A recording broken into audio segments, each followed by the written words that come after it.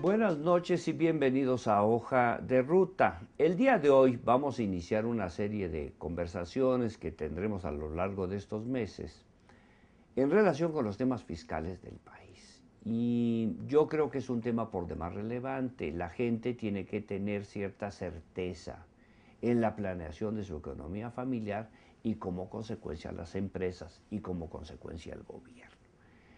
Apenas en el mes de enero entró en vigor el llamado paquete fiscal, que es un complejo de impuestos que le ponemos a la gente, derechos, aprovechamientos, que todo este dinero forme esa bolsa que se supone el gobierno federal va a gastar.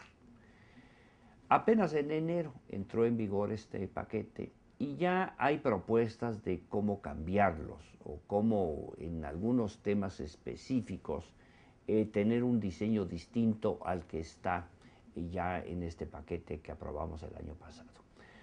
Yo he querido tocar este tema con el diputado Mario Di Constanzo, que nos hace el favor de acompañar, y que yo quiero decirle al auditorio por qué le agradezco mucho a Mario que nos haya aceptado, porque independientemente de ser un diputado que está en los temas económicos de la Cámara, que es muy activo y participa mucho en todas las discusiones y análisis que hay en la Cámara, él de suyo tiene una prosapia en el estudio de los números, de las cuentas públicas y de los ejercicios fiscales de a tiempo atrás.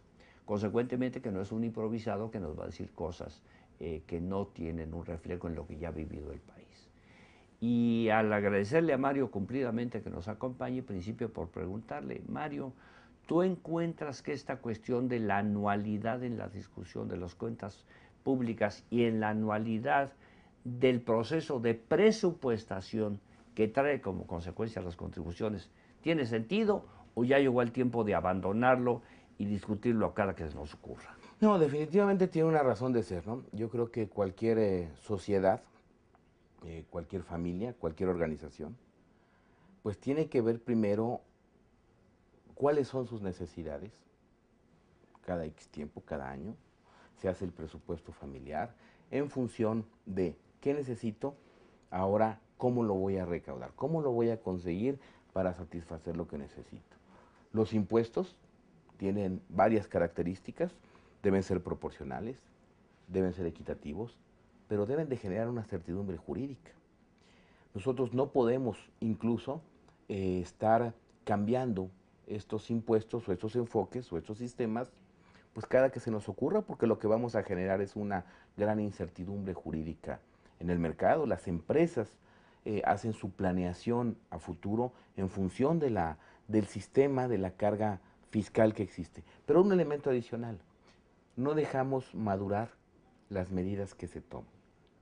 No sabemos, por ejemplo, se ha hablado mucho de este famoso impuesto, el IDE, el impuesto a los depósitos en efectivo. Apenas ahorita estamos empezando a ver cómo funciona el impuesto. Si es bueno, si es malo, si recauda, si no se recauda. Si ya mañana queremos cambiarlo, pues no vamos a dejar madurar la medida, vamos a generar una incertidumbre jurídica y esto le va a meter pues mucha incertidumbre a la planeación de las empresas. Yo creo que el proceso fiscal, el sistema tributario, debe revisarse anualmente para irse adecuando a las necesidades del país y contar con un régimen, con un sistema sólido, el cual se va adecuando. Esto que hemos venido haciendo ya desde hace, yo te diría, 6 años, de estar poniendo parches, de estar queriendo arreglar las cosas. Por ejemplo, que convivía un ISR y un famoso YETU, pues lo único que genera es incertidumbre. Ahora bien, dime. Yo digo, Mario, que es muy acertado lo que estás diciendo, pero volvamos a lo que dijiste al empezar tu disertación. Primero se tiene que ver en qué se va a gastar ese dinero. No solamente en qué se va a gastar, sino si hay capacidad para gastar ese volumen inmenso de dinero, porque por un lado tienes que primero hay las cuentas del gran capitán en términos de lo que se puede hacer, vamos a hacer tantos hospitales, tantas carreteras, tantos puertos, y luego resulta que al final del año hay subejercicios, no se gastó todo lo que se dijo que se iba a gastar, por las razones que quieras, entre otras por torpeza de los que manejan eso, pero bueno, eso es lo de menos. Entonces, no, lo más importante es saber, bueno, ¿qué es lo que necesito en términos de gasto? ¿Cuánto voy a pagarle a los maestros, a los militares, a la policía, a los servicios médicos? ¿De cuánto estamos hablando? Más las cuestiones de inversión, ¿cuánto es? Y entonces sí, ir, no, pero no al revés.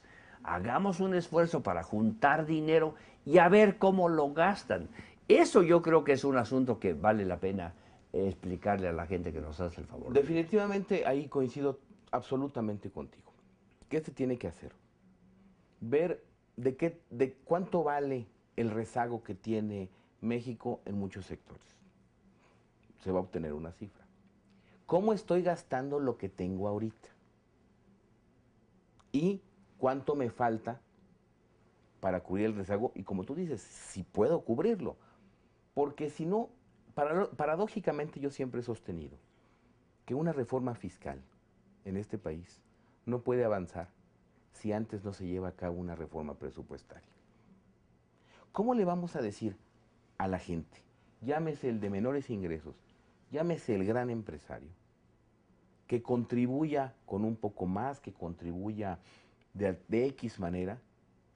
Si, por ejemplo, por el otro lado se sabe que gastamos mal.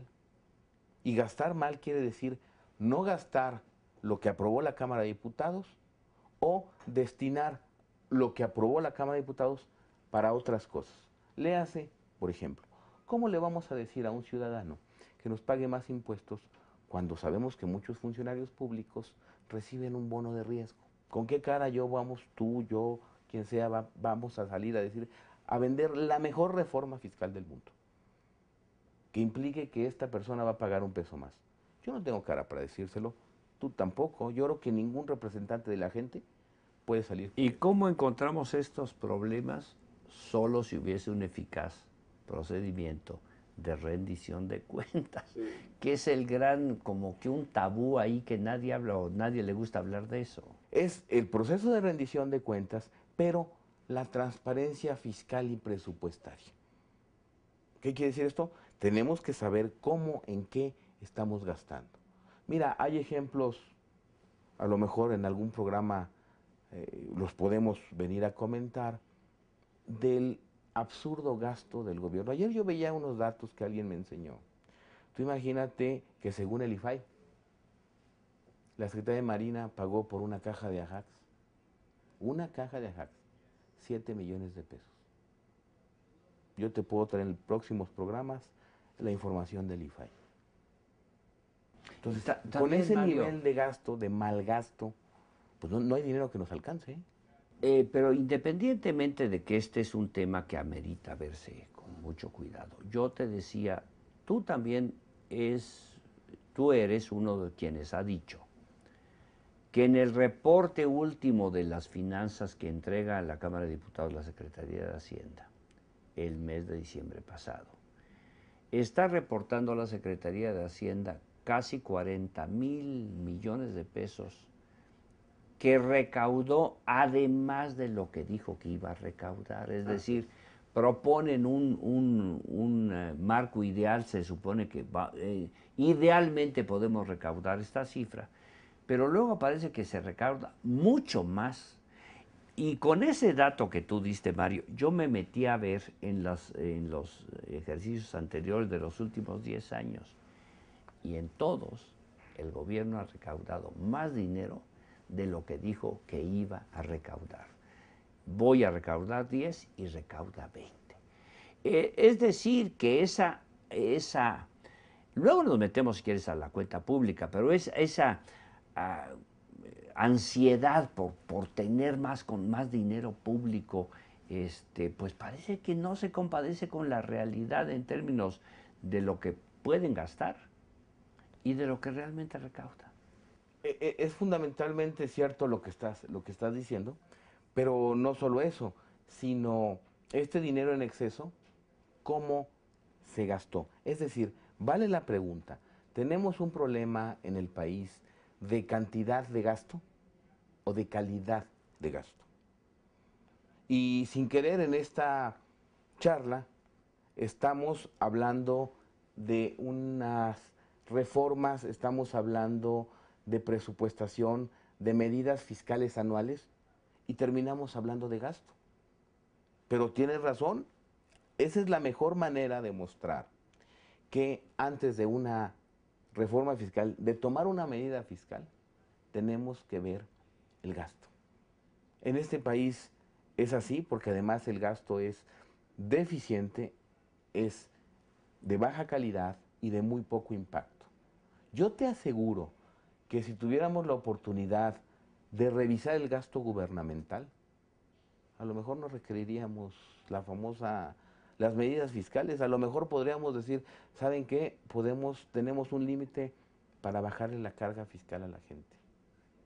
Porque en la segunda etapa, una vez llevado a cabo este análisis, es cómo recaudamos, quién está pagando impuestos, cómo hacemos el sistema más equitativo y más proporcional. Te voy a dar un dato que para mí es escandaloso. En 2010, del total de la recaudación que hubo por impuesto sobre la renta, el 48% lo pagaron los asalariados. Y las empresas, el 39%. Es un tema viejo ese, ¿verdad? De que los grandes consorcios, las grandes empresas, las operaciones de la bolsa no contribuyen realmente a la economía pública, ¿verdad? Yo creo que es un tema que se ha discutido por años y que yo pienso que estos son los grandes temas que habría que discutirse bien, en vez de tratar de hablar de cuestiones que pueden resultar pues polémicas, y tú sabes que lo que resulta polémico pues genera noticia, genera posibilidad de mediática, pero que al final de cuentas no resuelven el diseño estructural de las finanzas públicas, que mi conclusión es debe ser obligatoriamente anual. Debe de principiar por la presentación del presupuesto y las contribuciones para sufragarlo. Y debe principiar por la representación popular, que es la Cámara de Diputados, para que después sea una revisión senatorial tranquila, pausada, la que dé o no razón a lo discutido. Pero esta es la lógica. ¿Sigue vigente esta lógica o ya hay que cambiarla, Mario? No, para mí sigue vigente y debe seguir vigente esta lógica, porque bueno, pues es que esto es desde la unidad básica y más importante, que es la familia, así se toman las decisiones. Bueno, pero amigas y amigos, yo creo que vamos a ir a la segunda parte de esta discusión con Mario y Constanzo la próxima semana, porque habiendo convenido en que esto debe ser un ejercicio anual para que la gente tenga certeza, que debe de principiar por el presupuesto, sí conviene entrar en detalles de cómo mejorar el procedimiento de presupuestación y cómo mejorar el procedimiento de la cuenta pública. Ya acabamos hoy, amigos, ya se nos fue el tiempo. Le agradezco a Mario, como siempre, su gentileza y los invito para que estén con nosotros muy pronto. Me llamo César Augusto Santiago y de verdad les agradezco que nos hayan acompañado. Buenas noches.